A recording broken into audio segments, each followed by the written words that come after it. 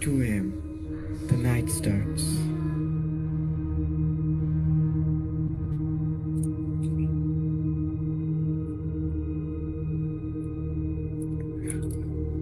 আবারও ঘন কালো রাত, একটু আবছা শীতল পরিবেশ এবং বরাবরের মতো লোমহর্ষক কিছু ঘটনা নিয়ে আপনাদের মাঝে আমরা আবার উপস্থিত হয়েছি।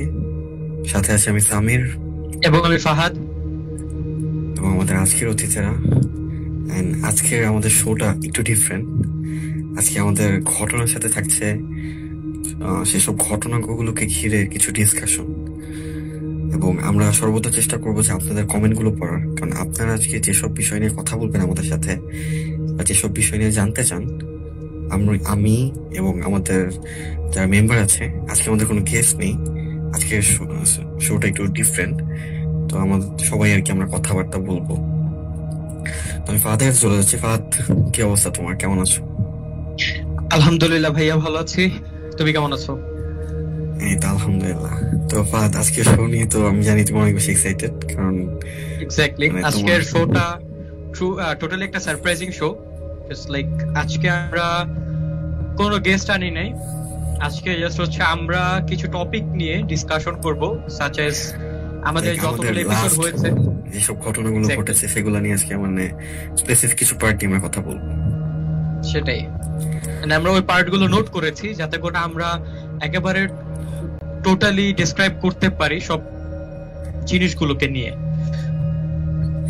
ওকে, আচ্ছা, তাহলে হচ্ছে আমি একটা ছোট একটা ঘটনা বলতে যাচ্ছি। সেটা হচ্ছে ঘটনাটি, আচ্ছা আমি কি ঘটনাটা শুরু করার আগে সবাইকে পরিচয় করে দিব? এক্স্যাক্টলি, আই থিংক আমাদের পরিচয় করিয়ে দেওয়া উচিত সবার সাথে। ওকে, আমাদের সাথে আসলে আজকে আছে আমাদের দুজন ফাউন্ডিং মেম্বার।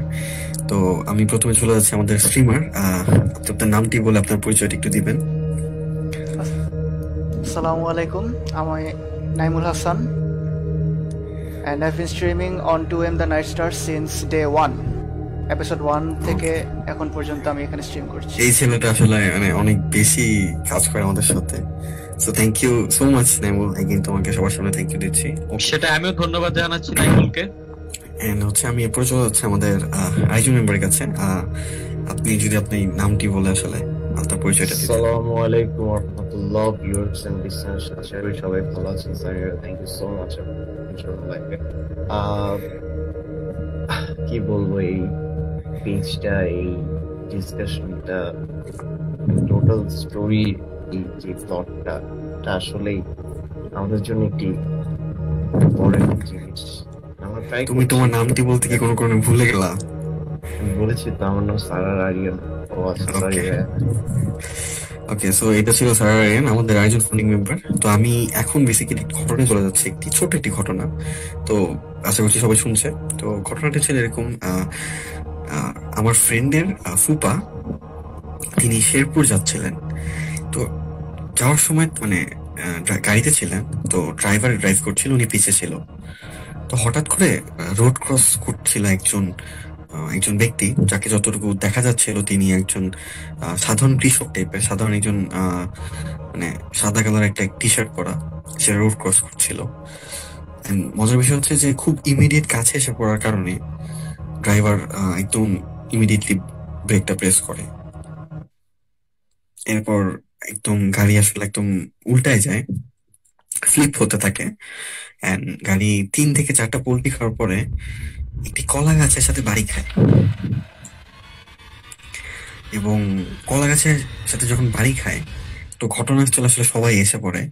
এবং সবচেয়ে ইন্টারেস্টিং পয়েন্ট এটা যে গাড়ির মানে সিটের মধ্যে যারা বসেছিল তাদের একটা মানুষের একটা ফোঁটা কোন রকম আঁচড়ও লাগেনি।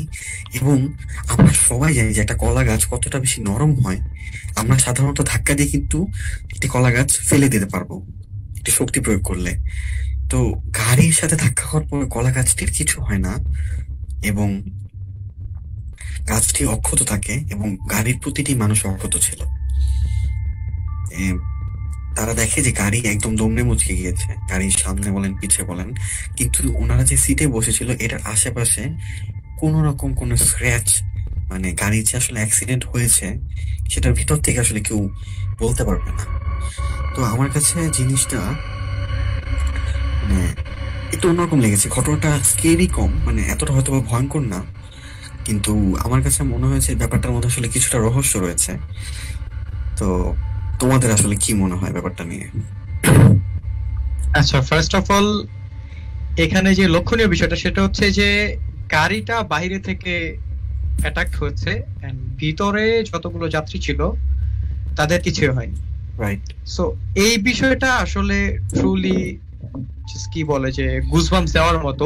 যদি এটা হরর, প্রপারলি হরর বলা যাবে না, বাট আমরা বলতে পারি যে এটা পুরোটা হচ্ছে one sort of creepiest. আল্লাহ তাদের ভাগ্যে রেখেছিল, তাদের হায়াত Exactly. রেখেছিল, তাই তারা বেঁচে গিয়েছে।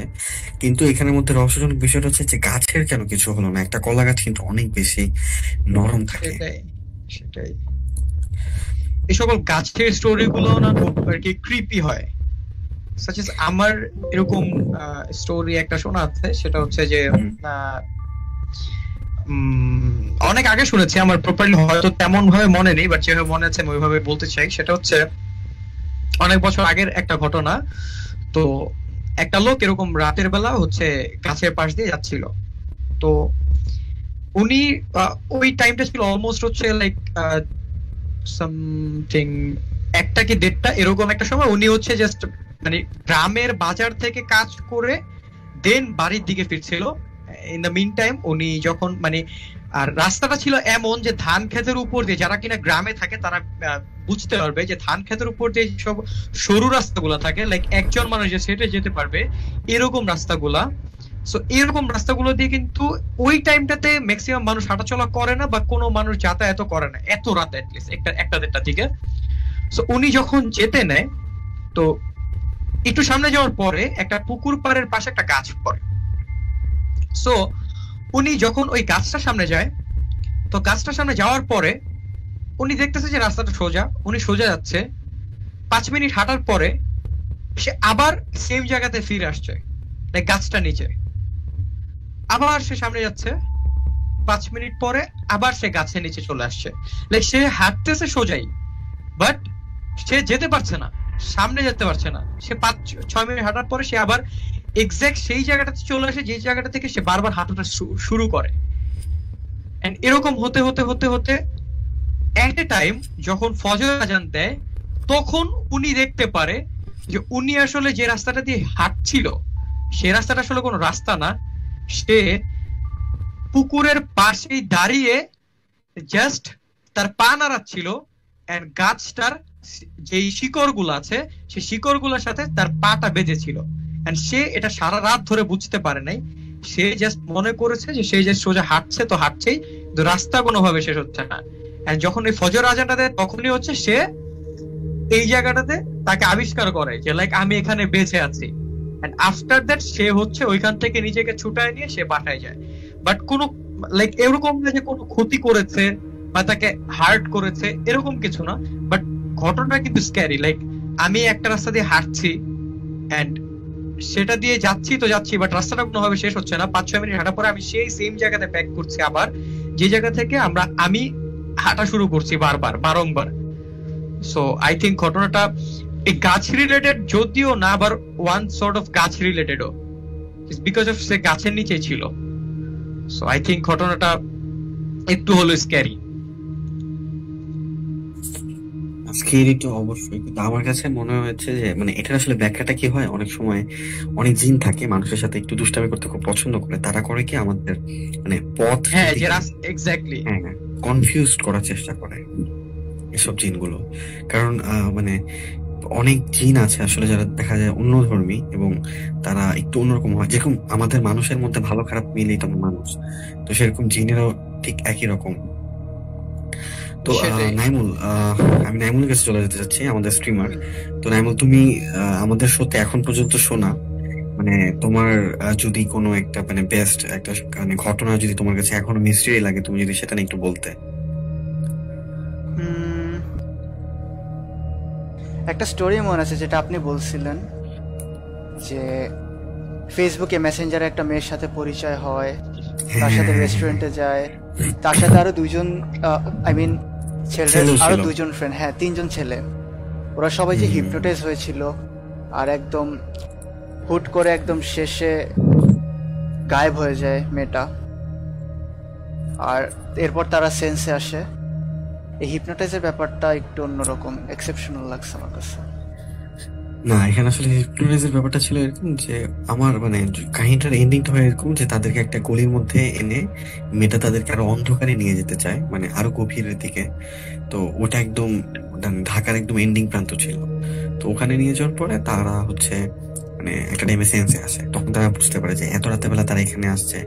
তো আর মেয়েটা অনেকক্ষণ আগে থেকেই তাদেরকে আরো ওদিকে নিতে চাচ্ছিল। তো মেয়েটা হঠাৎ করে ওদের সামনে ভ্যানিশ হয়ে যায়। এই তো তারা আর কি অনেক হুম হুম হুম এই স্টোরিটা আমাদের কাছে যে একটা স্টোরি পাঠায় একজন, সে তার নামটা স্পেসিফিক্যালি বলেনি, তো ওই স্টোরিটার সাথে ওয়ান সর্ট অফ রিলেটেড, যে সে তার বাবার সাথে ফজরের নামাজের পরে হাঁটতে বের হয়।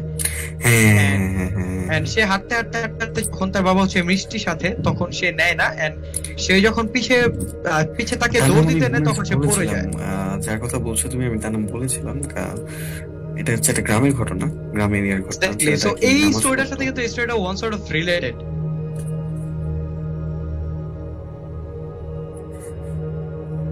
এক্স্যাক্টলি। তো পরে দেখা যায় মেয়েটা মানে আমার যতটুকু মনে হয় যে মেয়েটার হয়তো কোনো একটা মেসেজ, তার মানে একটা উদ্দেশ্য ছিল যে হয়তো আমার সাথে এখানে কোনো ক্রাইম করা হয়েছে, অথবা মেয়েটার কোনো একটা উদ্দেশ্য ছিল তাদেরকে নিয়ে হয়তো সেখানে মেরে ফেলা। কারণ অনেক জিন আছে আসলে মানুষদেরকে এরকম ছলনায় ফেলে তাদেরকে মেরে ফেলে। কিন্তু তারা মেসেঞ্জারটা ইউজ করলো কিভাবে, সেটা হলো আমার প্রশ্ন। এখন এটাই তো আসলে মিস্ট্রি, যে মেসেঞ্জারটা কিন্তু মানে খুব বেশি একদম বলার বাইরে। এক্স্যাক্টলি। আবার সাথে সাথে আইডি ভ্যানিশড, এন্ড দেন এখন তার সাথে জিনিসটা এমন হতে পারে যে তার কোনো মেসেঞ্জার আইডি ছিলই না, পুরোটা হিপনোটাইজড হয়েছে। মানে জিনটা হয়তো তার সাথেই ছিল। মানে আমি বলি, আমরা যেরকম মানে দেখি না মুভিতে যে কিছু মানে কি বলে এটাকে, প্রজেক্টর দিয়ে যেরকম ছবি শো করলে যেরকম হয় ওয়ালের মধ্যে, তো হয়তো বা জিনটা এমন কিছু করেছে যে ফোনের মধ্যে মানে উনি ঠিকই টাইপ করছিল, কিন্তু আসলে মেসেজ উনি যা দেখছিল সেটা হচ্ছে মানে ভুল। এটা আমাকে দেখানো হচ্ছিল ওনার জন্য। তো উনি পুরোটাই হয়তো বা যে একটা ভুল ধারণা ছিল, অথবা তারপর উনি তার মেসেঞ্জার চেক করে নাই। মানে উনি কিন্তু যখন মেসেঞ্জার ঢুকতো তখনই কিন্তু ফোনগুলো আসতো, উনি কিন্তু মেসেঞ্জারটা দেখার সময় পেত না। সেটাই, এটা আমি আসলে মাত্র খেয়াল করলাম, যে আমি মনে ছিল না যে উনি যখনই ফোনটা ধরতো তখনই কল দিত বা তখনই মেসেজ দিত। তো উনি কিন্তু ওনার সাথে চ্যাট করে মগ্ন থাকতো। তো বেশিরভাগ টাইমে দেখা গেছে উনি আসলে কনফিউজড হয়ে গেছে যে, তো পরে আসলে উনি হয়তো দেখতে পায়, কিন্তু তখন আসলে পুরোটাই তো একটা ছিল, চোখের ধাঁধা। তারপর আমাদের আরেকটা ঘটনা ছিল, আমাদের শ্রদ্ধেয় আরিয়ান ভাই একটি ঘটনা বলেছিল যে খুব খুব ইন্টারেস্টিং একটা ঘটনা, যে তার বাসার কাজের মেয়ে, মানে তার কাজের মেয়ের পরিবার থেকে কখনো তাকে ফোন দেওয়া হতো না, তাদের এই স্টোরিটাও করা হতো না। খুব লোমহর্ষক স্টোরি, এত ইউনিক একটা স্টোরি। মানে দেখা যায় যে এই ফ্যামিলি জানতো না যে আরিয়ান ভাইয়ের বাসার অ্যাড্রেস কি, বাট ওই ফ্যামিলি যখন মেয়েটাকে এরকম জেনে ধরে বা মেয়েটা যখন একটু প্রবলেম হয়, তো তখন কিন্তু ওই ফ্যামিলি আমার মেয়ে কি ঠিক আছে নাকি এমন কিছু একটা, না না সরি, ওই ভাইরা ফোন দেয় এবং উনি ফোনটা ধরেই বলে আমার মেয়ে কি ঠিক আছে। তো তাদের অবশ্যই কিছু একটা জানা, বা তারা জানে বিষয়টা, এবং 4 থেকে 5 বছর কন্ট্যাক্ট ছাড়া থাকার পরে হঠাৎ একদিন ফোন দেওয়ার পরেই তার মা কিভাবে বললো ওঠে যে আমার মেয়ে ঠিক আছে। সেটা এই জিনিসটা ট্রুলি একটা, হ্যাঁ, তারপর হচ্ছে বলে যে আপনারা আসেন। এরপরে কিন্তু তারা কোনো রকম ফোন দেয় না, এবং সেই পরিবার তার বাসায় এসে উঠে, অথচ 5 বছর আগে তারা মানে এই বাসায় আসলে মেয়েকে দিয়ে যায়নি, মেয়ে আসছে অন্য থ্রুতে। তো তার পরিবার আসলে বাসাটা কিভাবে চিনলো, বা তারা কোনো রকম ফোন ছাড়া। তো হয়তো বা তাদের কাছে অনেক কিছু জানা ছিল, তারা হয়তো অনেক কিছু লুকিয়েছে মেয়ের বিষয়ে। আর আমরা মাঝে মাঝে স্বপ্ন দেখি, স্বপ্ন নিয়ে আমি একটু বলতে চাই যে স্বপ্ন মানে বলে দেয়াটা আসলে ঠিক না। কেন ঠিক না? কারণ স্বপ্নের ব্যাখ্যাটা আমরা সবাই কিন্তু দিতে পারি, মানে আসলে আমরা স্বপ্নের ব্যাখ্যা ঠিক মতো দিতে পারি না। আপনি যদি বলেন যে একজন হুজুর উনি পারফেক্ট স্বপ্নের ব্যাখ্যা দিয়েছে, জিনিসটা ভুল। আসলে স্বপ্নের ব্যাখ্যাটা একমাত্র আল্লাহ তাআলা জানে, অলমাইটি গড জানে যে স্বপ্নের আসলে মিনিংটা কি ছিল। But most of the time আমাদেরকে আসলে শয়তান স্বপ্ন দেখায়। কিন্তু আমরা যখন একটা খারাপ স্বপ্ন দেখি, আমরা সাথে সাথে গিয়ে সবাইকে বলা শুরু করে দিই যে আমি এরকম একটা জিনিস দেখেছি, জিনিসটা আসলে কি, তখন এখানের মধ্যে একটা পয়েন্ট যে তখন এক একজন মানুষ এক এক রকম কমেন্ট করে। অনেকে বলে যে যা দেখেছো ভালো দেখেছো, অনেকে বলে ও মাই গড তুমি এটা দেখছো, তার মানে তো এটা সত্যি হয়ে যাবে। মানে অনেক সময় না কথা লেগে যায়। না, এখানে আমার একটা বলার বিষয় আছে, সেটা হচ্ছে যে আমরা যে স্বপ্নগুলো দেখি, যেটা ভালো স্বপ্ন, হ্যাঁ, ওইটা হচ্ছে আল্লাহ প্রদত্ত, এন্ড ওই স্বপ্নটা একটা ভ্যালিড রাখে, একটা পারপাস রাখে, ভ্যালিড পারপাস, যেটা হচ্ছে যে লাইক এই স্বপ্নটা আমার যেটা আমি দেখেছি স্বপ্নে সেটা বাস্তবে হতেও পারে আবার না হতে পারে। বাট যেটা হচ্ছে আমরা খারাপ স্বপ্ন দেখি, লাইক আমরা স্বপ্নের মধ্যে যেটাকে বলি আমরা নাইটমেয়ার, লাইক আমার সাথে একটা খারাপ কিছু হচ্ছে বা আমি একটা খারাপ কিছু দেখছি, হ্যাঁ, তো এই সকল বিষয়গুলো না আসলে শয়তান দেখায়। এটা আসলে আল্লাহ থেকে আসে না, এটা শয়তান দেখায়। এন্ড এই স্বপ্নটা দেখা পরে লাইক যদি কেউ, এটা একটা ওয়ান সর্ট অফ সাজেশনও, যে যদি কেউ খারাপ স্বপ্ন দেখেন বা দেখছেন আপনি স্বপ্নের মধ্যে যে আপনার সাথে কিছু হচ্ছে বা আপনার আশেপাশে যে মানুষটা আছে তার সাথে কিছু হচ্ছে, আপনি সাথে সাথে আপনার যখন ঘুমটা ভেঙে যাবে তখন আপনি ঘুম থেকে উঠে সাথে সাথে বাম পাশে 3 বার থুতু দিবেন, বাম পাশে 3 বার থুতু ফেলবেন, এন্ড সাথে সাথে যা দোয়া পারেন, লাইক আয়াতুল কুরসিটা পারলে সবচেয়ে বেস্ট। তারপরে ঘুমানোর আগে অবশ্যই আয়াতুল কুরসি পড়া উচিত। সেটাই, যদি আয়াতুল কুরসি না পারেন এট লিস্ট সূরা ফাতিহা একবার এন্ড সূরা ইখলাস 3 বার পরে নিজেকে ফুঁক দেওয়ার চেষ্টা করবেন, যাতে করে এট লিস্ট নিজেকে সেফ রাখতে পারেন। জাস্ট বিকজ অফ রাতের কথা কিছু বলা যায় না, বিকজ সকালবেলা অনেকেই আমরা হেল্প পাই নিজের মা বাবা ভাই বোনদের কাছ থেকে, বাট রাতের বেলা যখন কিনা যারা একা ঘুমায় বা যারা ভাই বা বোনের সাথে যেভাবে ঘুমায় না কেন, রাতের বেলা দেখা যায় যে নিজের কাছে নিজের পাশের মানুষটাকে ডিস্টার্ব করতে একটা অকওয়ার্ড লাগে। সো সেই ক্ষেত্রে নিজেকে নিজে কিভাবে রেস্কিউ করবেন সেই জিনিসটা আপনাকে জাস্ট জানিয়ে দিলাম আমরা। যদি আপনি কোনো খারাপ স্বপ্ন দেখেন সেক্ষেত্রে এটা করতে পারবেন। আচ্ছা ফাহাদ, আমি তোমাকে একটু আটকাতে যাচ্ছি। আমি লিসেনারদের একটু বলতে চাই যে আপনারা যারা শুনছেন আপনারা কাইন্ডলি একটু কমেন্ট করবেন যে আপনাদের আসলে যদি কোনো বিষয় নিয়ে জানার থাকে আপনারা কাইন্ডলি কমেন্ট করবেন, যে কোনো ধরনের বিষয় আমরা সর্বদা চেষ্টা করবো। এবং আমি দেখছি যে আমাদের একজন পুরনো একজন গেস্ট আমাদের সাথে জয়েন করেছে। আমি জানি না তিনি আসলে কতটুকু প্রিপেয়ার্ড আজকে আমাদের সাথে কথা বলার জন্য। আমি দেখছি যে তিনি শোতে আসছে। তিনি তার ঘটনাটি, তার বাসায় একটি ঘটনা বলেছিলেন যে তার বাসার মধ্যে উনি অনেক কিছু ফেস করতেন, এন্ড অনেক পরে আসলে মানে তিনি একটা জিনিস লক্ষ্য করে যে তার বাসার ইমিডিয়েট মাঝখানে একটা কবর। রাইট ফাহাদ, মনে আছে? হ্যাঁ হ্যাঁ হ্যাঁ, এই স্টোরিটা খুবই লোমহর্ষক ছিল। আমি যখন লাস্টের পার্টটা শুনি যে লাইক ওনার বাসার মধ্যে এরকম একটা কবরস্থান আছে, ওই জিনিসটা আসলে ট্রুলি আমাকে একটা গুজবাম্পস দেয়। তো আজকে শোটা আসলে কোন রকম গেস্ট নিয়ে না, আজকে শোটা হচ্ছে আমাদের ডিসকাশনই। আমাদের আজকের টাইমটাও খুব শর্ট, আজকে আমরা একটার মধ্যে ইনশাল্লাহ প্যাক আপ করে ফেলবো। তো আমি আরিয়ানের কাছে চলে যাচ্ছি। আরিয়ান, তুমি অফ ইয়ারে বলছিলে যে তুমি গ্রামে যাওয়ার পর আসলে কি জানি একটা হয়েছিল, তুমি যদি একটু এক্সপ্লেইন করতে বা বলতা ঘটনাটা এমন আছে? ওটা নর্মাল একটি কাহিনী, আমি আসলে জানি না আদৌ এটি সত্যি কিনা, বাট কয়েকটা স্টেপ পরে গিয়ে আমি বুঝতে পারি যে না, হয়তো সত্যি। সো আমার মামাতো ভাই, আমাদের মানে আমার মামার ফ্যামিলিতে সবচেয়ে বড় যে ভাইটা আবির ভাই, তো সে নিউলি ম্যারিড, সে বিয়ে করে। তো বিয়ের 7 দিনের মাথায় আমি একটু প্ল্যান করি যে আমি নানু বাড়ি গিয়ে ঘুরে আসবো। জাস্ট আমার নানা এবং আমার মামা এবং সে সাথে আমার নানি 3জনই অসুস্থ ছিলেন। এর মধ্যে আমার নানা এবং মামা মারা যান কিছুদিন পরে। তো এই পারপাসে আমি দেখাও হয়ে যাবে ওদের সাথে, যারা ভাবি আসে তার সাথে একটু দেখা করে ফেলবো কি। সো ভাবি আমাকে চিনতো না, মাত্র বিয়ে হয়েছে, আমি জাস্ট শুনতে পেরেছি, তো ওইভাবে চিনতো না। বাট আমি ঢাকায় থাকা অবস্থায় আমাকে এক খালামণি বলল যে ওকে নাকি জিন আসর করে, ও তাবিজটা হাতে না থাকলে বা এই তাবিজটা কোনোভাবে সরে গেলে ওকে নাকি জিনটা এসে আসর করে বসে, এরকম কিছু শুনেছিলাম র্যান্ডমলি। সো আমি এটার একটা পার্ট অফ এক্সাইটমেন্ট থেকে আমি যাই। তো নানি বাড়ি পৌঁছাই জামালপুরে। তো ব্যাগটা রেখে আমি চলে যাই মামা বাড়িতে, কারণ আমার ছোট একটা ভাই দীপ, ওর নাম, ও রুমে এসে বলে যে আরিয়ান ভাই কেমন আছো, নিশি ভাবি, তো ভাবির নাম হচ্ছে নিশি, তো ভাবিকে চিনে ধরেছে, চলো দেখতে যাই। ওইভাবে হাসতে হাসতে বলছিল।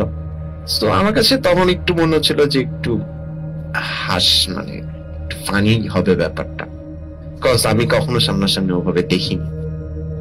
তো আমি রুমে গিয়ে দেখলাম ওদের উঠানে ওরা বসে আছে, আবির ভাইয়া শক্ত করে পিছন থেকে ওকে ধরে আছে, আর কিছুক্ষণ পর পর একটা কি জানি সূরা বলে বা একটি আয়াত বলে কানে বারবার কামড় দিচ্ছিল যাতে সেটা চলে যায়। তো একটু পরপর চলে যাচ্ছে, আবার একটু পরপর চলে আসতেছে। তো এরকম একটা সিচুয়েশন ছিল, অনেক জবরদস্তি এরকম করতেছিল।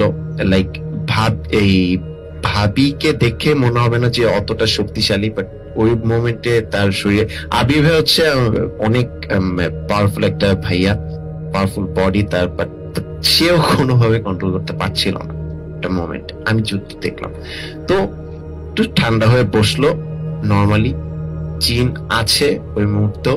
তো আমার মামি বলল যে দেখো তো ওকে চেনো কিনা, অথচ সেই মানুষটা আমাকে কখনো দেখা হয়নি, 7 দিন আগে মাত্র এই ঘরের বউ হিসেবে এসেছে, এন্ড কোনোভাবে চেনার কথা না, আমার কথা হয়তো কেউ বলেনি। তো সে লিটারেলি ফার্স্টে আমার নাম বলে দিল, পুরা নাম একবারে বললো, এন্ড দেন আমি কই থাকি, কোথায়, কোন কলেজে পড়ি, এগুলা বরবর করে সে নিজের মুখে বলে গেল। And I was like shit, এইটা কিভাবে সম্ভব? আমি তখনও বিশ্বাস করিনি। 2 দিন পরের ঘটনা, আমার সেজ খালামণি, তো খালামণিকে একটি জিন অনেক আগে থেকেই আসর করতো, এটা আমরা জানতাম, এটা মোটামুটি সবাই শিওর ছিলাম। তো খালামণি, তো আমি যখন নানু বাড়িতে ছিলাম তার 2 দিন পরে খালামণিও আসে। ওর শ্বশুর বাড়ি হচ্ছে ময়মনসিংহ, তো উনি ওখান থেকে আসেন, গেট টুগেদার হবে এই জন্য। সো খালামণিটা ছিল মানে লাইক ওদের ভাষ্য মতে যেটা, তো ওদের ভাষ্য মতে হচ্ছে যে উনি যখন একবারে ছোট ছিলেন তখন তো জামালপুরেই তিনি থাকতেন, এই তখন থেকেই জিনটাকে ওকে ওইভাবে ধরে বসে, তো রেগুলারলি থাকতো একসাথে। তো কবিরাজ একজনের সাথে তিনি কথা বলেছিলেন, উনি বলেছিলেন যে আপনি যদি রেগুলারলি নামাজ কালাম পড়েন, কোরআন শরীফ পড়েন, আপনাকে এটা অতটা বেশি প্রবলেম ক্রিয়েট করবে না।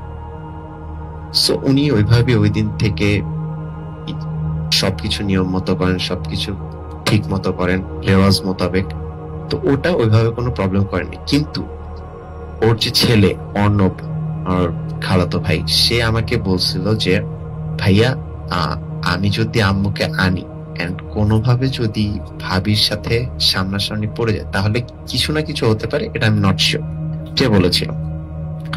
তো আমি বললাম ওকে ফাইন, ভালো কথা।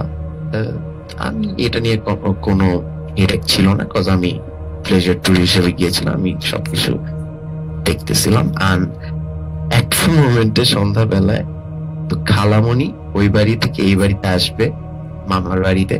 সো আমি তখন ছিলাম ভিতরে, তখন ভাবিকে জিন আসর করেন, সে নর্মালি ছিল এন্ড সবার সাথে নর্মালি কথা বলতেছিল, উই আর গসিপিং র্যান্ডমলি। তো খালামণি দেখলাম এই উঠানের বাইরে গেটটা দিয়ে সে ঢুকলো, এন্ড যখন ঢুকলো আমরা তো এখান থেকে আর ওইভাবে দেখা যায় একটু দূরেই, তো আমরা যেহেতু ভাবির সাথে কথা বলছিলাম, ভাবি দেখলাম কি হঠাৎ করে একটু এক্সপ্রেশনটা চেঞ্জ হয়ে গেল, সে তার ঘাড়টা পুরো বাঁকা করে ফেললো। মানে নর্মালি আমরা বাঁকা করে দেখি না যে সামনে কেউ এসছে কিনা, কিন্তু সে এমন ভাবে করলো, মানে জিনিসটা লাইক একটু হলেও ডিফারেন্ট আমার কাছে মনে হয়েছিল। এইভাবে বাঁকা করে সে আমার খালামণির দিকে তাকালো, যখনই তাকালো তখনই আমি বাইরে থেকে শুনি বিরাট একটা চিৎকার। আমি পিছিয়ে তাকাই দেখি আমার খালামণি প্রায় 4 হাত উপরে লাফ দিল, লাফ দিয়ে ঠাস করে মাটিতে পড়ে গেল। এন্ড সাথে সাথে ভাবিও দেখলাম কেমন কেমন জানি শুরু করলো, সে উঠানের দিকে দৌড় দিল, খালামণি পড়া অবস্থায় আবার দাঁড়ালো, দাঁড়ায় দুজন মনে করেন যে কি বলবো, দুইজন মুখোমুখি সংঘর্ষ, এরকম চুল ধরে টানাটানি, মারামারি, ইচ্ছা মতো দুজনে না, আমি এটাই একটু পরে বলতেছি, আমি এটাকে সিচুয়েশনটা শেষ করি। তো এইভাবে ক্র্যাশ লাগলো, কেউ পারছে না ছিটাইতে। তো কোনোভাবে একটি পর্যায়ে বিভিন্ন তদর পরে আমার ভাইয়া আর খালামণিকে, আমার ছোট ভাইটা, ও আর কি এক্সপিরিয়েন্স এগুলা নিয়ে, মার সাথে থাকতে থাকতে এক্সপিরিয়েন্স, তো ও কোনোভাবে জিনিসটাকে ছাড়ালো। দেন খালামণি তাকসু তাকসু বলে চিল্লাতে থাকে। তাকসু এই নামটা বলে চিল্লাতে থাকে। তো নিশি ভাবি তখন চিল্লায় বলে, তুই এই নাম কেমনে জানলি?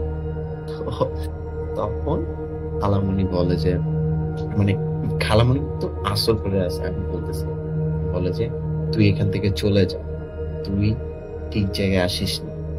তারপরে এর মধ্যেই কি যে কয়েকটা কথা কাটাকাটি হয়, তারপরে দুজনই সেন্সলেস হয়ে মাটিতে পড়ে উঠায়, পানি দেওয়া হয়। প্রায় 5-6 মিনিট পরে সেন্স আসে। দেন কি হলো, খালামণি বলে যে আমার তো আসলে কিছু মনে নেই, ভাবিও সেম কথা। তো ওখানে আমরা যারা ছিলাম তারা ধরে নিলাম যে জিনটা আসতো না, কিন্তু যখনই দেখছে সামনে একটি এসছে, খালামণির জিনটা ছিল একটু উইক কম্পারেটিভলি, আর ভাবিরটা ছিল একটু নটোরিয়াস, একটু বাজে আর কি, তাকসু নাম যেটা। না মানে এখানে আসলে একটা জিনিস লক্ষ্য করা, মানে যতটুকু বোঝা যায় যে ওটা আসছে দেখি ওটার এক্সিস্টেন্স পেয়ে ও আর কি ইয়া হয়েছে। হ্যাঁ, একটা জিন আসলে আমাদের ডাইমেনশনে যখন থাকে, তারা অবশ্যই আরেকটা জিনকে মানে পছন্দ করে না ততদিন পর্যন্ত, যতদিন আসলে যদি নিজেদের গোত্রের না হয়। হ্যাঁ হ্যাঁ হ্যাঁ হ্যাঁ, এখানে একটা বিষয় আছে, তাদের আসলে এই জিনিসটা অনেক বড় একটা মানে ম্যাটার করে। আচ্ছা, আমি দেখছি আমাদের একজন কমেন্ট করেছে যে তিনি আসলে পিশাচ নিয়ে জানতে চাচ্ছিলেন। আসলে পিশাচ জিনিসটা হচ্ছে যে মানে এটাও একটা ধরনের জিন, বাট আমরা আসলে নামটা দিয়েছি আসলে পিশাচ। মানে পিশাচ বলতে আসলে আমরা নোংরা টাইপের জায়গায় যেসব মানে জিনিস বসবাস করে, মেনলি জিন, কারণ কিছু জিন থাকেই আসলে নোংরা জায়গায়। তো তাদের ওখান থেকে আসলে তারা মানুষের উপরে মানে অ্যাটাক করে বা মানুষের একটু ক্ষতি করার চেষ্টা করে। তো পিশাচ আসলে আমরা তাদেরকে বলি। পিশাচ বলতে গেলে আপনি আলাদা করে কোনো কিছুকে বলতে পারবেন না, যেরকম আপনি কখনোই বলতে পারবেন না যে আমি একটা মানুষের আত্মা দেখেছি, ইটস কোয়াইট রং। আপনি বলতে পারেন যে হ্যাঁ, কোন একটা কারিন জিনের মাধ্যমে আমি তার আত্মার একটা মানে তার একটা এক্সিস্টেন্স ফিল করেছি, মানে আমরা যে বলি যে একটা সোল, ঠিক আছে। তো এখানে আমাদের কিছু জিনিসের রং আছে, কিন্তু আবার এমন অনেক কিছু আছে যেগুলো আসলে কোন রকম ব্যাখ্যা আমরা দিতে পারি না, বা এখন পর্যন্ত কেউ দিতে পারে না। তো ফাহাদ, তুমি যদি আমাদের যদি বলতে পিশাচ নিয়ে exactly, I was waiting for that moment. পিশাচ নিয়ে আমি বলতে চাই, সেটা হচ্ছে প্রথমত সামির ভাই যেটা বলছিলে যে নোংরা জায়গাতে, হ্যাঁ এটার সাথে আমি ট্রুলি একমত যে জিনেরা কিছু কিছু স্পেসিফিক জায়গা থাকে, যে সকল জায়গাগুলোর মধ্যে জিনেরা হচ্ছে তাদের বাসা বাঁধে, তারা বসবাস করতে পছন্দ করে। এর মধ্যে যেগুলো ভালো জিন, হ্যাঁ, তারা ম্যাক্সিমাম টাইমে মসজিদ, ভালো কবরস্থান, তারপরে ভালো মানে স্বচ্ছ যে সকল পরিবেশগুলো, লাইক স্বচ্ছ পানি, হ্যাঁ, এই সকল জায়গাগুলোর মধ্যে ভালো ভালো জিনেরা থাকতে পছন্দ করে, যারা কিনা কোনো মানুষকে সচরাচর ক্ষতি করে না, যদি কিনা তাদেরকে কেউ হার্ট না করে। বিকজ অফ একটা মানুষ পানির নিচে হচ্ছে জিনরা থাকে, পানির নিচে ওদের একটা ওয়ার্ল্ড আছে, মানে ওয়ার্ল্ড বলতে গেলে ওদের একটা রাজত্ব। এক্স্যাক্টলি। সো একটা নর্মাল সেন্সে আমরা যেটা দেখি যে একটা মানুষ কিন্তু একটা মানুষকে কোনো সময় হার্ট না করলে কিন্তু অপরপক্ষটা আমাকে হার্ট করবে না। তো জিনদের ক্ষেত্রে, ভালো জিন যারা, তাদের ক্ষেত্রে সেম জিনিসটা, যে তাদেরকে যদি কেউ হার্ট করতে চায় বা তাদেরকে যদি ইন্টেনশনালি কেউ কি বলে যে অ্যাটাক করার চেষ্টা করে, তখন তারা তাদের সেলফ ডিফেন্সের জন্য একটা উদ্যোগ নিয়ে থাকে, যে তারা তাদেরকে সেভ করার জন্য হয়তোবা মানুষের উপর অ্যাটাক করে, যেটা হয়তো মানুষ বুঝেও করে, না বুঝেও করে। আচ্ছা, আর খারাপ যেটাকে আমরা পিশাচ বলি, পেতনি বলি, বা হচ্ছে খারাপ ভূত বলি, হ্যাঁ, so there are so many reasons, that's why we call them this sort of names with. So এই যে যারা পিশাচ, ম্যাক্সিমাম ক্ষেত্রে তারা সবচেয়ে বেশি যে জায়গাটা থাকে সেটা হচ্ছে ওয়াশরুম, লাইক টয়লেট। হ্যাঁ, টয়লেটে হচ্ছে এগুলোর এক্সিস্টেন্স সবচেয়ে বেশি থাকে। আফটার দ্যাট তারা কিচেনে থাকে, যেখানে যে একটা ময়লা ফেলানো হয়, লাইক কিচেনে যেখানে ময়লা ফেলে, যেই ডাস্টবিনটাতে মানুষ ময়লা ফেলে কিচেনে, এই জায়গাটাতে জিনরা ঘোরাফেরা করে যারা খারাপ। এন্ড দেন তারা ময়লা আবর্জনা যেখানে ফেলে সেখানে চলাফেরা করে, শ্মশানে থাকে, জঙ্গলে থাকে, গাছে থাকে। এন্ড মাঝে মাঝে দেখা যায় যে বদ্ধ যে সকল জলাশয়গুলো আছে, লাইক বদ্ধ পুকুর, বদ্ধ পানি, যেই সেখানে অ্যাটলিস্ট মানুষ পাও ধুতে যায় না, ওই সকল জায়গাগুলোতে হচ্ছে খারাপ জিনেরা থাকে। এরকম একটা স্টোরি আমি বলতে চাই, সেটা আমার খালাতো ভাইয়ের সাথে ঘটা। ও আর ওর চাচাতো ভাই। If I can interrupt, Exactly. আমি একটা ইয়া শুনেছিলাম, if I'm not wrong, যে যদি একটি প্লেসে লাইক যদি কোনো মেয়ের আর কি পিরিয়ড চলতে থাকে, ওই মোমেন্টটাতে জিন নাকি এক্সিস্ট করে বা ওখানে চলে আসে বা কারো এটা নিয়ে আমি শুনেছিলাম। কথা আছে, লাইক সবারই কিন্তু ভালো মন্দ থাকে, লাইক সুস্থ অসুস্থতা। সো ম্যাক্সিমাম ক্ষেত্রে যেটা হয়, অ্যাটলিস্ট নোংরা থাকাটা কোনো মানুষের জন্য প্রযোজ্য না, এন্ড নোংরা থাকাটা একটা মানুষের জন্য খারাপ। অ্যাটলিস্ট নিজেকে যতটুকু ফ্রেশ রাখা যায় সেইভাবে চলা উচিত। এন্ড একটা মেয়ের ক্ষেত্রে যদি তার পিরিয়ড থাকে বা যার কিনা যে কোনো রকমেরই খারাপ সমস্যা হোক না কেন, সে যদি নিজেকে ফ্রেশ রাখার চেষ্টা করে, আই থিঙ্ক যে তাকে খারাপ কিছু মানে কি বলে যে লাইক অ্যাটাক করা বা তাকে হচ্ছে মানে কি বলে যে লাইক শরীয়ত মোতাবেক তাকে এটা করার পসিবিলিটিটা অনেক কম থাকে। এক্স্যাক্টলি। সো এই ক্ষেত্রে সবারই প্রযোজ্য যেটা, সেটা হচ্ছে নিজেকে ফ্রেশ রাখাটা। কারণ নবী করিম হযরত মুহাম্মদ সাল্লাল্লাহু আলাইহি ওয়াসাল্লাম বলেছে, তোমরা নিজেকে পরিষ্কার পরিচ্ছন্ন রাখুন, কারণ পরিষ্কার পরিচ্ছন্ন ঈমানের অঙ্গ। হ্যাঁ, সো এই ক্ষেত্রে এটা বলা যায়। আচ্ছা, সো যেইখানে আমরা ছিলাম, so I was preparing myself for telling a story. So এই স্টোরিটা হচ্ছে লাইক আমার খালাতো ভাই এন্ড আমার খালাতো ভাইয়ের আপন চাচাতো ভাই, ও চাঁদপুর থাকে। সো আমি যেটা বলছিলাম একটু আগে, যে হচ্ছে বদ্ধ পানিতেও যে খারাপ জিনেরা থাকে সেই বিষয়টাকে ধরে, তো ওরা রাতের বেলা, গ্রামের ছেলেরা একটু দুষ্টু টাইপের হয়, লাইক ওরা হচ্ছে যখন শীতের মৌসুমটা চলে, এমন কোন খেজুর গাছ থাকে না যেগুলো থেকে ওরা হচ্ছে রস চুরি করে না। এই বিষয়টা প্রতিটা গ্রামের ছেলের মধ্যে থাকে। হ্যাঁ, যারা গ্রামে যায়, যারা শহর থেকে গ্রামে যায়, বেসিক্যালি তারাও এই জিনিসটা অনেক মজা করে নেয়, যে আমরা খেজুরের রস খাবো বা ডাব খাবো, এই জিনিসগুলাকে। সো এই সময়টাতে আমার খালাতো ভাই, আমার চাচাতো ভাই, ওর চাচাতো ভাই, ওরা দুইজন রাতের 12টা সাড়ে 12টার দিকে ওদের বাসা থেকে খানিকটা দূরে একটা খেজুর ঝাড় আছে, ওইখানে অনেকগুলো খেজুর গাছ আছে। তো ওরা ওইখানে যায় হচ্ছে খেজুরের রস চুরি করতে। তো যখন ওরা যায়, তো যাওয়ার পরে হচ্ছে আমার খালাতো ভাই, যে ও হচ্ছে গাছ উঠতে পারে না, ওর যে চাচাতো ভাইটা ও হচ্ছে গাছ উঠতে পারে। সো এখন আমার যে খালাতো ভাই, ও বলতেছে ওর চাচাতো ভাইকে যে তুই গাছে উঠ, আমি নিচে দাঁড়াচ্ছি। তো এটা বলার পরে ওর চাচাতো ভাই হচ্ছে একেবারে সাই করে গাছে উঠে যায়। তো উঠে যাওয়ার পরে যখন হচ্ছে ও মানে পাতিলাটা ধরে, মানে রসের পাতিলাটা ধরার পরে না, সে আর পাতিলাটা নিয়ে হচ্ছে নিচে নামে না, সে পাতিলাটা রেখেই সাথে সাথে নিচে নেমে যায়। নিচে নেমে যাওয়ার পরে তখন সাথে সাথে বলে আমার খালাতো ভাইকে যে ভাই চল বাসায় যাই, এখানে আপাতত থাকতে পারছি না, জাস্ট বিকজ অফ কিছু প্রবলেম আছে। আফটার দ্যাট আমার খালাতো ভাই যখন কোশ্চেন করে যে হইছেটা কি, তখন ওর চাচাতো ভাই ডিরেক্টলি রিজেক্ট করে যে এখন বলা যাবে না, বাসায় চল বলছে। আফটার দ্যাট তারা যখন বাসায় চলে আসে, দেন যখন হচ্ছে ওর চাচাতো ভাইকে আস্ক করে যে হোয়াট ইজ দ্য রিজন, যে কেন তুমি চলে আসলা বাসায়, তখন হচ্ছে ওর খালাতো ভাই ওর চাচাতো ভাই ওকে ডিসক্রাইব করে যে ভাই আমি যখন গাছে উঠছি, আমি বরাবর যখন তাকাইছি আমার স্টিল গুজবাম্পস হচ্ছে, আমি বরাবর গাছ থেকে একেবারে বরাবর সোজাসুজি তাকাইছি, তখন দেখলাম যে একটা বদ্ধ জলাশয় একেবারে বরাবর, ওই জলাশয়টা থেকে জাস্ট পানির নিচ থেকে একটা জিনিস উঠলো সোজাসুজি। উঠার পরে ওর চোখ দুইটা যে সবুজ লাইটের মতো জ্বললো, লাইটের মতো জ্বলার পরে জাস্ট এপাশ ওপাশ তাকানোর পরে আবার সোজাসুজি এটা পানির নিচে চলে গেল। হ্যাঁ, এটা দেখার পরে যে আমি যে গাছের উপর থেকে আমি রস নিয়ে নামবো, এই পরিস্থিতিটা আমার ছিল। দ্যাটস ওয়াই আমি সাথে সাথে নেমে বাসায় চলে আসছি তোকে নিয়ে, জাস্ট বিকজ অফ যদি না প্রবলেম না হয়, এটা হওয়ার আগেই আমি তোকে নিয়ে বাসায় চলে আসছি। হ্যাঁ, সো এটা ছিল মূলত ঘটনাটা। আর এটা যে এইটার সাথে রিলেটেড যে জিনেরা কোথায় কোথায় থাকে, এই জিনিসটা হচ্ছে ডিসক্রাইব করা। সো আই থিঙ্ক আজকে যারা শুনছে আমাদের শোটা, তারা বুঝতে পারবে যে কোথায় কোথায় কোন কোন স্পেসিফিক জায়গাগুলোতে হচ্ছে খারাপ জিনরা থাকে, আর কোন কোন স্পেসিফিক জায়গাগুলোতে হচ্ছে ভালো জিনরা থাকে। সামির ভাই, এবার তুমি যদি বলতাম। আসলে আমি কি বলবো, আমি কমেন্ট পড়ছিলাম, অনেক কমেন্ট করেছে এমন দেখলাম আমি। আচ্ছা, তো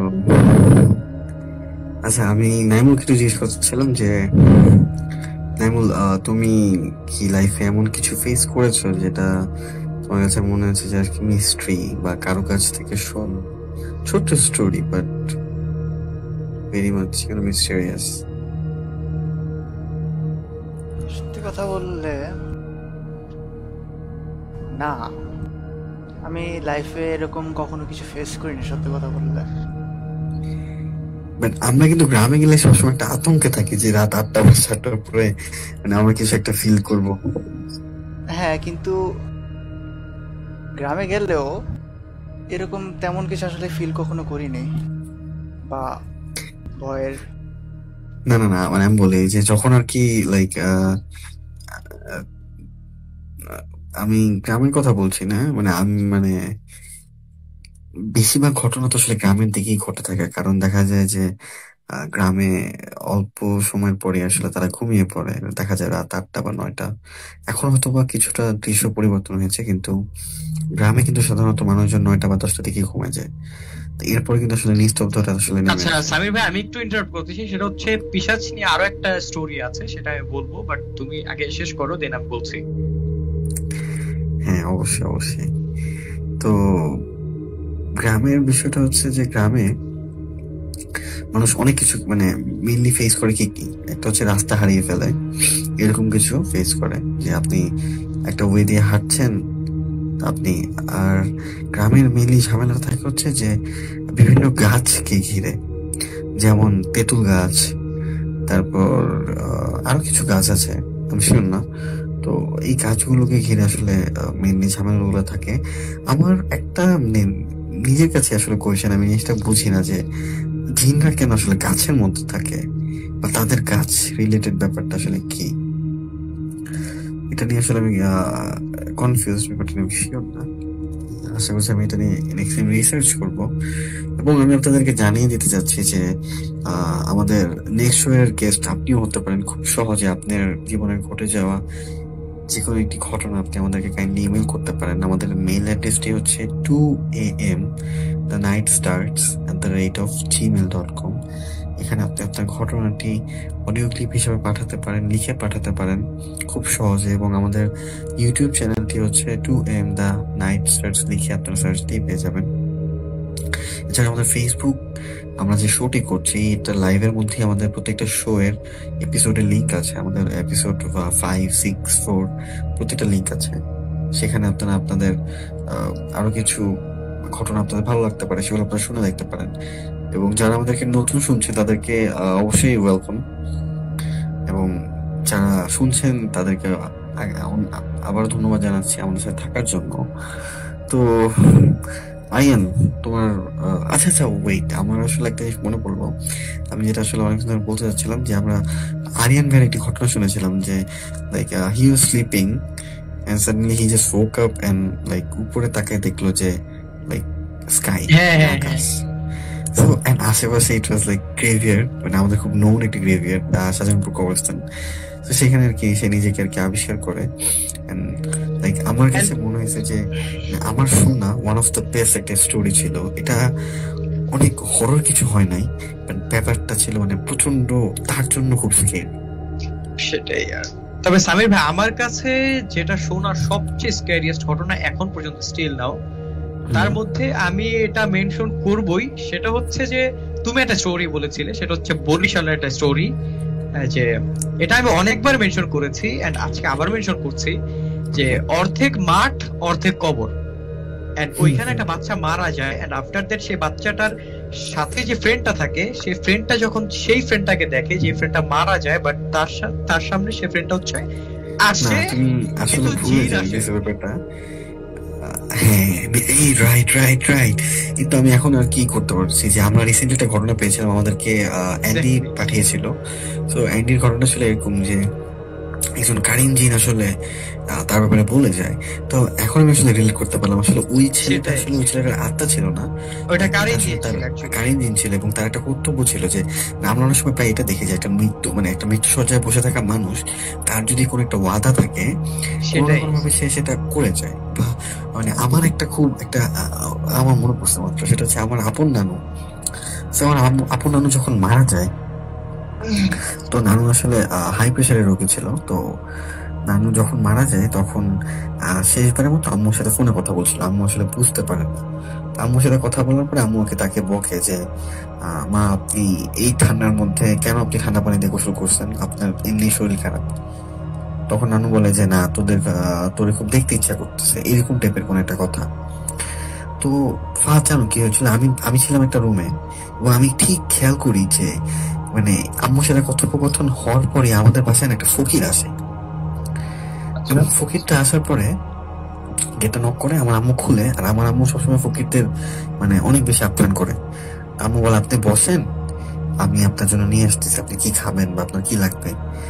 তো আম্মু দেখে যে ফকিরটা না অনেক বৃদ্ধ ছিল, এবং আমাদের বাসায় প্রায় ফকির আসতো, কিন্তু মানে ওনার চেহারাটা আসলে নতুন ছিল না, বা দেখে মনে হচ্ছিল না যে উনি এখানকার।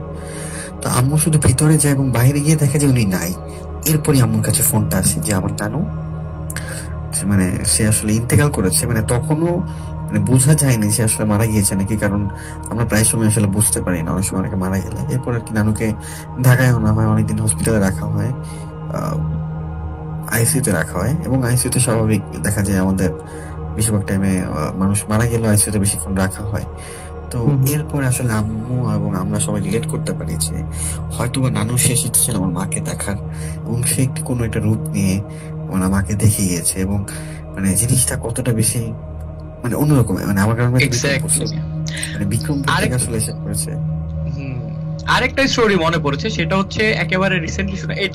এটা হচ্ছে আমার সেকেন্ড মানে সবচেয়ে স্ক্যারিয়েস্ট স্টোরি আমি এই শো থেকে এক্সপেরিয়েন্স করেছি। সেটা হচ্ছে যে ইন দ্য লাস্ট শো তুমি যখন একেবারে লাস্ট স্টোরিটা দিয়ে এন্ডিং দিলা, সেটা হচ্ছে যে হসপিটালের যে স্টোরিটা, ওইটা ওয়াজ জাস্ট লাইক যে আমার শোনা one of the most scary story of hospital. যে লাইক এরকম স্টোরিও হতে পারে যে লাইক লাস্টটা কোনটা? তাকিয়ে আছে, ও আচ্ছা, লাস্টটা আচ্ছা, তাকিয়ে হ্যাঁ, আছে, লাস্টটা তাকিয়ে আছে, এরপরে লাস্টটা হাসছে।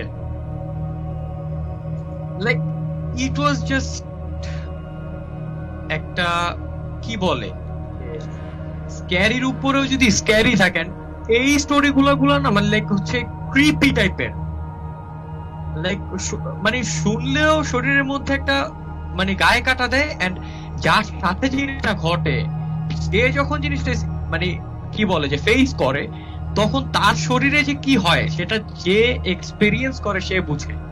লাইক আমরা শুনেই জাস্ট আমাদের এই অবস্থা হয়ে গেছিল, যে এক্সপেরিয়েন্সটা করেছে তার কি অবস্থা আচ্ছা হয়েছে। ফাহাদ, আমাদের আসলে সময় শেষ হয়ে যাচ্ছে, তুমি তোমার পিশাচের ঘটনাটা একটু বলো। পিশাচের ঘটনাটা আমার সিরিয়াসলি বলতে গেলে আমি আবার ভুলে গিয়েছি আনফরচুনেটলি, বাট যদি আমার মনে পড়ে ইনশাআল্লাহ আমি নেক্সট শোতে বলবো। ওকে ওকে ওকে ওকে তাহলে আমি আরিয়ানের কাছে চলে যেতে যাচ্ছি। আরিয়ান। জি অবশ্যই। জি ভাই, আমি আবার তোমার কাছে চলে যেতে চাই। তোমার চাঁদপুরের ঘটনাটা আমি একটু জানতে চাই। ও মাই গড, তুমি তো মানে আমি অনেস্টলি আমি না এটাই মনে করছিলাম যে চাঁদপুর কি হয়। হ্যাঁ, আমিও এটা শোনার জন্য ইন্টারেস্টেড ছিলাম। আমি আসলে এটা যদি শুনতে সামির চাই। বলতো। এর মধ্যে ওই যে ওই পার্টটা যেটা কয়েকটাই তো একসাথে পরখ করেছিল তোমরা, এক্সপেরিয়েন্স তোমরা। মানে বিষয়টা হচ্ছে কি যে- রিলেটেড যেটা এই যে কি বলে ভিডিও মেমোরি লস্ট, ওই ও, আচ্ছা, আচ্ছা, আচ্ছা, ওইটাও আচ্ছা, আমি হ্যাঁ, হ্যাঁ, শুনতেছি। হ্যাঁ। শ্মশানে যে ওরা So, বিষয়টা হচ্ছে কি যে ফাহাদ, শুনছো তুমি আমাকে? বিষয়টা হচ্ছে হ্যাঁ যে- হ্যাঁ, আমি তো শুনতে পাচ্ছি, আমি এক্সাইটেড শোনার জন্য। ওকে ওকে, তো আমরা কি আমাদের ফ্যামিলিগত একটা কাইন্ড অফ একটা ট্রেন্ড চলতেছে যে আমরা প্রত্যেক বছর চাঁদপুর যাই। চাঁদপুর হচ্ছে আমার ভাবির গ্রামের বাড়ি। তো সেখানে আমরা যাই, সেখানে গিয়ে মানে একটু ভিতরে থেকে বাট এমনি সবকিছু আর কি একটু আধুনিক স্টাইলের, বাট ভিতরের দিকে। তো ওখানে আসলে মানুষের মুভমেন্ট একটু কম এবং প্রচন্ড মানে মানে তুমি রাত 7টার পরে তুমি নিজেকেও দেখতে পারবো না, যে এত ঠান্ডা, মানে সরি ঠান্ডা না, আই মিন অনেক এত অন্ধকার, এক্স্যাক্টলি অনেক অন্ধকার ছিল। তো আবারও ঘন কালো রাতের মতো। তো অন্ধকারের মধ্যে তুমি তোমাকে খুঁজে পাবো না বেশি, মানে আমরা আর কি রাত হলে সেটা সবার মধ্যে একটা আতঙ্ক কাজ করতো যে এর বাইরে যাওয়া যাবে না, ওটা করা যাবে না, গেলে দুইজন জোড়ায় জোড়ায়। তো আমাদের একটা ভাইয়া ছিল খুব সিনিয়র, আমার ভাইয়ের ফ্রেন্ড, তো ওই ভাই অনেক বেশি আমাদেরকে ফোর্স করে, না ফোর্স না, আমরা সবাই মিলে হাঁটতে বের হই রাত 9টা বাজে। তো আমরা হাঁটতে হাঁটতে মানে রাত 9টা বাজে চাঁদপুরে অনেক মানে রাত, কজ আমরা অনেক গ্রামে ছিলাম, ভিতরের দিকে ছিলাম, একটু ডিপ এরিয়াতে। সো অনেক রাত, তো আমরা একটু ভয় পাচ্ছিলাম যে, বাট আমরা ছিলাম 10 জন। তো 10 জন থাকলে আসলে মানে ভয়টা একটু কমে আসাটা খুব স্বাভাবিক। তো আমরা গল্প করতে করতে হঠাৎ না আমাদের মনের মধ্যে একটা মানে আমাদের কিছু একটা টান ছিল। তো আমরা ফিল করি যে আমাদের সবার মধ্যে না একটা চিন্তা আসে যে আচ্ছা এখানে তো একটা মঠ আছে। মঠ হচ্ছে কি, তোমাকে আমি বলি, ফাহাদ তুমি কি জানো যে মঠ কি? না না না, মড ফার্স্ট টাইম আচ্ছা, শুনলাম। মঠ হচ্ছে তোমার তোমার হিন্দুদের, I am not sure, Hindu বা বৌদ্ধ, তাদের যারা আর কি একটু রেসপেক্টেড পার্সন, তো তাদের মানে লাশের যে ছাইটা বা মাথার যে বিষয়টা ওটা একটু পুড়িয়ে ফেলার পরে রাউন্ড শেপ এর মতো করে, মানে গ্রেভিয়ার্ড যেরকম থাকে কিন্তু এটা একটা লাঠি দিয়ে একটা গোল শেপের মতো কিছু একটা করা থাকে। তো অনেকগুলো মঠ। So, এই জায়গাটা প্রচন্ড স্পুকি একটা জায়গা, ওই এলাকার ওইটার আশেপাশে কেউ থাকে না, কারো বাসা নেই। তা আমরা এত রাতের বেলা 10:30 বাজে আমরা খুঁজে বের করছি এই মঠ। তো মধ্য যাওয়ার সময় একটা লোকের সাথে আমাদের দেখা হয়। তিনি আমি তাদেরকে মানে আমরা জিজ্ঞেস করি যে আচ্ছা ভাই, তোমাকে বলে রাখা ভালো যে আমাদের সাথে কিন্তু আসলে আমাদের এই যে মানুষ কম ছিল, আমাদের যে সিনিয়র অনেক বেশি ছিল, অনেক সিনিয়র। তো আচ্ছা, ওই লোকটা যাচ্ছিল, তুমি বলে যে আমরা জিজ্ঞেস করি আসলে মঠটা কোন দিকে চাচা। তুমি বলে যে আপনারা মঠে যাবেন? তা বললো হ্যাঁ। তো বলে যাই না। তারপরে বলতেছে যে আমরা বলতেছি যে আমরা দুষ্টামি করে বলে আপনিও আসেন। বলেন না, এটা বলে উনি আমাদের হাত ছাড়া দিয়ে চলে যায়। মানে লাইক আমরা না চোখের মুখে ভয় দেখতে পাই, মানে লাইক আসলেই হয়তো একটা ঝামেলা আছে। তো এরপরে আমরা সবাই হাসতে হাসতে যেতে থাকি এবং আমরা নিজেরা ফিল করি যে মানে আমরা কিন্তু আসলে এটা আমাদের গন্তব্য ছিল না, আমরা হাঁটতে বের হয়েছিলাম, আমাদেরকে কিছুটা টান ছিল। আমরা মঠে যাই, যাওয়ার পরে আমরা ছবি তুলি এবং ছবি তোলার পরে আমরা জায়গাটা দেখলাম যে প্রচন্ড মানে তুমি তোমার ব্রিদিং সাউন্ড শুনতে পারবা, এতটা নীরবতা ওখানে এবং কারো কোনো যাতায়াত নাই। তো এরপরে আমরা চলে যাই, আমরা ব্যাক করি। তো ব্যাক করার পরে আমরা আরেকটা মন্দির দেখতে পাই, যে মন্দিরে একটা ঝামেলা আছে যে একটা মূর্তি শুধু একটা রাউন্ড শেপের, আর কিছু নেই, এটা জঙ্গলের ভিতরে। মানে চিন্তা করতে পারো তুমি একটা জঙ্গলের ভিতরে একটা মূর্তি। তা তো অবশ্যই এগুলো তো খুবই স্ক্যারি হয়। হ্যাঁ, তো আমরা সবাই মিলে চিন্তা করি আচ্ছা ঠিক আছে, সবাই একসাথে আমরা চোখ বন্ধ করি এবং কেউ কোনো কথা বলবো না, আমরা কিছু না কিছু ফিল করবো। বিশ্বাস করো ফাদ, আমরা 10 জন আমরা 10 জন মানে 5 সেকেন্ডের চোখটা বন্ধ করে রাখতে পারি নেই। আমাদের মনে হচ্ছিল যে কিছু একটা আছে, কিছু দেখতে পাচ্ছিলাম না, কিন্তু আমাদের মনে হচ্ছিল আমরা কিছু একটা এক্সিস্টেন্স ফিল করতে পারছি। এরপর আমরা সবাই তাড়াহুড়ো করে আসলে ভয় পেয়ে এসে পড়ি, এত বড়রা থাকা সত্ত্বেও। তো বাসায় আসি আমরা 11:30 বাজে। আমার ভাই অনেক চিল্লাচিল্লি করে যে আমরা কেন গিয়েছিলাম। এরপরে কি হয় জানো, মানে দেখো আসলে মানুষই আসলে একটা জিনিস টানে। 11:30 দিকে আমরা না একজন বলে উঠি যে আচ্ছা এখন যাই চলো। তো এটা বলার পরে 5 জন মানা করি, ঠিক 1 মিনিট পরে ওই 5 জন বলে কি হ্যাঁ চলো। ওইখান থেকে আমার যে ভাইয়া মানা করেছিল যে যাওয়ার দরকার নেই, তোমরা কেন গিয়েছো, ভাইয়া বলে আচ্ছা চলো। এরপরে আমাদের যেটা সিনিয়র ভাই, আমার ভাইয়ের ফ্রেন্ড, সে ভাইটা বলে কি তোমরা কি একটা জিনিস খেয়াল করতেছো? আমরা না অবাক হয়ে যাই আসলে কি বলে, যে আমরা আমাদেরকে এই জিনিসটা টানতেছে, মানে আমাদেরকে কিন্তু যাওয়ার কোনো দরকার নেই, আমরা কিন্তু আমাদের দেখতে পাইনি, কিন্তু এটা আমাদেরকে কেন টানতেছে বা এত এক্সাইটমেন্ট কেন এটা নিয়ে আমাদের? একটা মোহ, ইনফ্যাচুয়েশন। 10টা মিনিট মানে সরি 10 জন, আমরা 10 জনের হিপনোটাইজ। সেটাই। তো এইটা ছিল। ও আচ্ছা, এরপরে কি হয়, আমার ফ্রেন্ড বাইজিদ ওর ওখানে আর কি ওর যে ছবি তুলেছিল, এরপর আসলে ওর ফোনটা আসলে নষ্ট হয়ে যায়, লাইক ফুল ডেড। তো ছবি আমরা পাই না, বাট আমি খুব যত্ন করে ছবি আমি তুলেছিলাম, আমি সেটা রেখে দিই, আমার কাছে ছবি আছে, আমি তোমাদেরকে চেষ্টা করবো দেখানোর জন্য। তো এই ছিল ঘটনাটা আমরা আসলে তেমন কিছু দেখিনি, কিন্তু এখানে লক্ষণীয় বিষয় হচ্ছে কি যে আমাদের মনটা খুব সহজে আসলে হিপনোটাইজড হয়ে যায়, এখন সাধারণ মানুষের দ্বারাই হয়ে যায়। আর জিন তো একটা অস্বাভাবিক বিষয়, আমাদের এগুলো সবসময় আকর্ষণ করে এই কারণে, কারণ এগুলো আমাদের ক্ষতি ডেকে আনে। তোমরা জানো নাকি জানি না, বেশ বাবা সুমনকে আই হোপ সবাই চিনে। ওনারা তো এরকম ভৌতিক টিম নিয়ে যখন আসলে ভূতের ফিল্ম চলতো স্টার্টিং, তো তখন আর কি ভূতের ফিল্ম বিগিনিং দিকে আর কি তারা আসতো এবং তারা বলতো যে এরকম তারা এরকম ইনভেস্টিগেশন করছে। এবং সবচেয়ে ইন্টারেস্টিং পয়েন্ট হচ্ছে তারা যখন কিছু একটা করতে যেত বা রিভিল করতে যেত জিনিসগুলো, তাদের হার্ড ডিস্ক হারিয়ে যেত, তাদের হার্ড ডিস্ক ক্র্যাশ করতো। অথচ ওনাদের কাছে ওনারা আমেরিকা থেকে সার্টিফিকেট নিয়ে আসে ভৌতিক টিম, তারা প্যারানর্মাল অ্যাক্টিভিটি নিয়ে তাদের কাছে বাংলাদেশে হয়তো এত আধুনিক যন্ত্র কারো কাছে নেই একটা, তো তাদের কাছে ছিল এবং তারা এগুলোতে ব্যর্থ হয়েছে। এবং মানে এখন পর্যন্ত তারা এগুলো নিয়ে ঘাটাঘাটি করতে চায় না, কারণ তারা আসলে লাইফের অনেক প্রবলেম ফেস করে ফেলেছে। আমি বলবো যে আপনারা এক্সাইটমেন্ট রাখা ভালো, জানা ভালো, কিন্তু কোনো কিছু নিয়ে বাড়াবাড়ি করা ঠিক না। ওভার এক্সাইটেড হওয়া, কোনো কিছুতে ওভার এক্সাইটেড হওয়াটা ঠিক না অ্যাকচুয়ালি। সেটাই। আচ্ছা আরিয়ান, তার থেকে বড় কথা হচ্ছে যে আমার কাছে যেটা মনে হয় যে বেস বাবা সুমনের হয়তোবা যে অসুস্থতার কারণটা সেটা মূলত এখান থেকেই শুরু, জাস্ট বিকজ অফ আমরা বেস বাবা সুমনকে কিন্তু আগে থেকেই চিনি। লাইক উনি যখন এই ভৌতিস্ট শুরু করার আগে কিন্তু এমনটা ছিল না, লাইক উনার কোনো সিকনেস বা অসুস্থতা এগুলো কিন্তু ছিল না। But after when he started ভৌতিস্ট, দেন এটা আস্তে আস্তে উনার মানে শরীরের মধ্যে ইফেক্ট করে স্টার্ট করে। কয়েকজন সাসপেক্ট করে যে এক্স্যাক্টলি উনি ইলুমিনাটির ভিতরে চলে যাচ্ছেন, হি ওয়াজ প্র্যাকটিসিং ব্ল্যাক ম্যাজিক, এমন কিছু না বলছিল।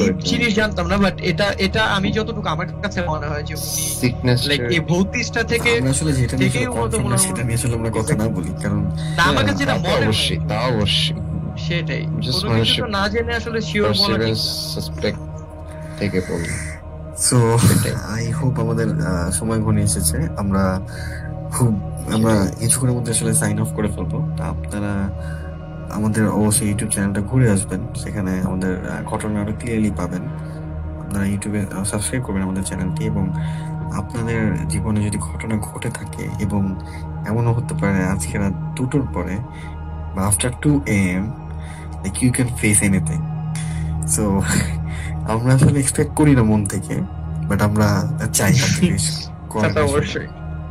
কারণ আপনাদের রেসপন্সের উপর আসলে আমাদের ডেস্টিনেশন। এন্ড আমি বর্তমানে আসলে আপনাদের কাছ থেকে সাড়া পাচ্ছি, কিন্তু তেমন আমি আগের তুলনায় পাচ্ছি না। তো আশা করছি যে আপনারা অবশ্যই আপনাদের জীবনে ঘটে যাওয়া যে কোনো ধরনের ঘটনা পাঠাবেন।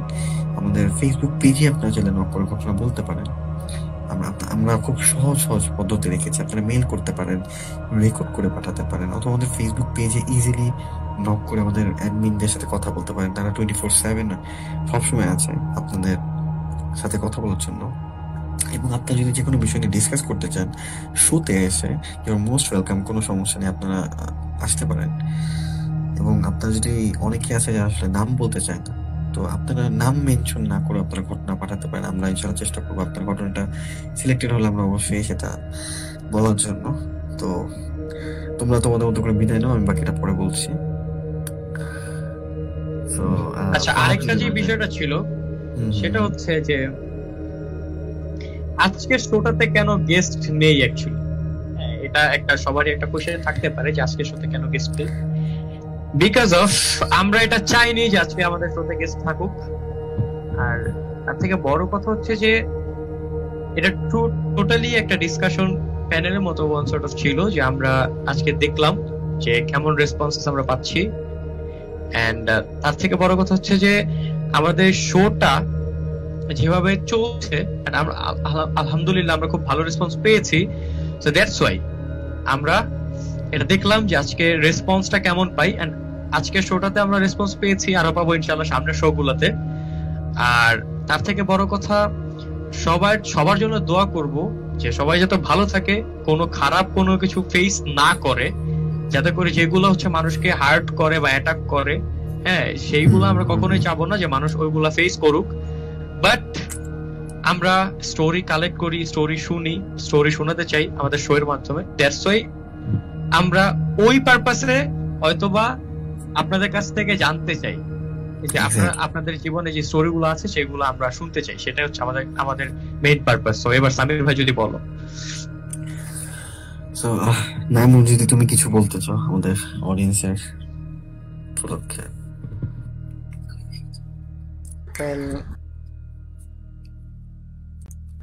ওয়েল, সবাই নাইমুলের জন্য দোয়া করবেন। অ্যাকচুয়ালি আমাদের শোটা চলে আপনাদের বিভিন্ন স্টোরি নিয়ে। সো আপনাদের পার্টিসিপেশন, আপনাদের সাপোর্ট, এগুলো ছাড়া আমাদের আগানো আসলে সম্ভব না। সেটাই আসলে সম্ভব না।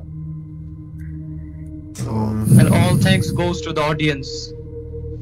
এক্স্যাক্টলি, আমাদের আসলে এতটুকু মানে আশা আসলে আপনাদের কারণে। সেটাই আমরা চেষ্টা করছি আমাদের বেস্ট দেয়ার, তারা আমাদের একটু সাপোর্ট করলেই হবে। That will be enough for us. তুমি যদি কিছু বলতে চাও।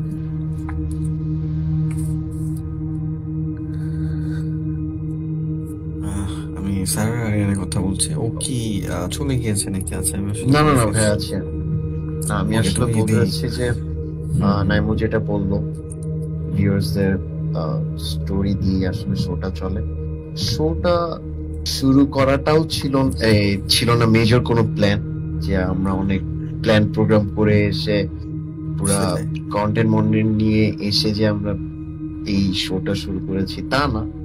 জাস্ট একটা রাতের ডিসিশন, যেটার মেইন হচ্ছে তুমি সামির ভাই। সো সেই জন্য বিগ থ্যাঙ্কস টু ইউ আমাদের একসাথে রাখার জন্য। সেটাই আমরা এটা শেয়ার করতাম, একসাথে শেয়ার করতাম, সেখান থেকে তুমি জাস্ট একটা পেজ শুরু করে পডকাস্টিং ব্যাপারটা তুমি স্টার্ট করে ডিসিশন নাও মাইনরলি, যেটা এখন একটা মেজর হেডেক বলবো আমাদের। এক্স্যাক্টলি, কজ যেভাবে রিচ হচ্ছে উইদিন আ মান্থ আমরা 6K রিচ করেছি আলহামদুলিল্লাহ, উইদাউট এনি বুস্ট। এটা হচ্ছে one of the mesmerising things ছিল যে উইদাউট এনি বুস্ট আমরা হচ্ছে আমাদের যেদিন ইনশাআল্লাহ 1K লাইক হবে সেদিন আমরা একটা স্পেশাল কিছুটা করার চেষ্টা করব আপনাদের জন্য ইনশাআল্লাহ। আমরা স্টোরিজ গিভ করে দিব। সো আমাদের মেইন টার্গেটটা এখন মেইনলি হচ্ছে যে ঘটনা কালেক্ট করা। এক্স্যাক্টলি, ঘটনা কালেক্ট করা এন্ড দেন আসলে এটা যদ্দূর নেওয়া যায় মানুষ জানলো।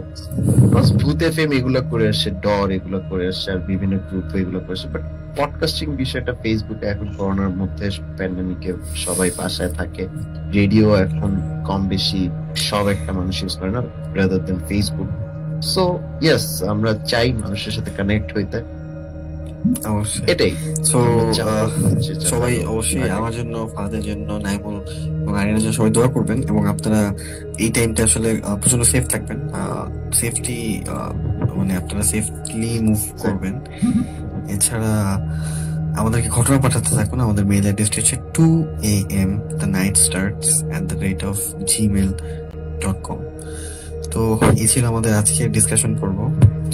তো stay connected with us and take care. সবাই ভালো থাকবেন এবং আমাদের জন্য দোয়া করবেন। আসসালামু আলাইকুম। আসসালামু আলাইকুম। Good night.